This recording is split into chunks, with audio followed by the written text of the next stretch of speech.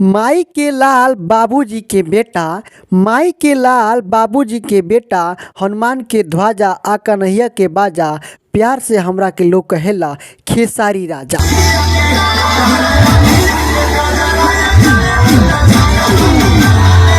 तो जी हाँ दोस्तों, आप सभी का बहुत बहुत स्वागत है। आज की इस वीडियो में मैं बात करने जा रहा हूँ खेसारी लाल यादव के गाना है जिस पर एक बवाल तरीके से महिमा सिंह का एक बवाल रील बना हुआ है, उसी के बारे में।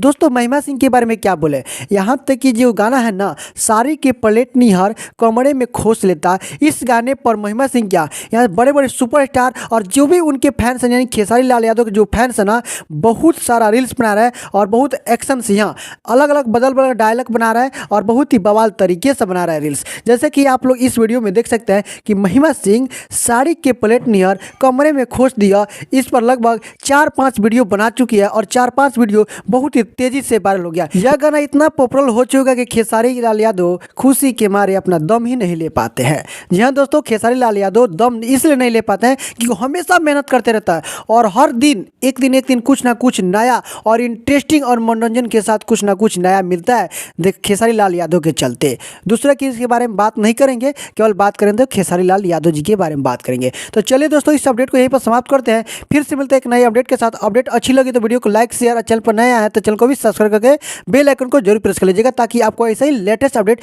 सबसे पहले मिले। तो चलिए इस अपडेट को यहीं पर समाप्त करते हैं, तब तक के लिए टेक केयर, बाय बाय।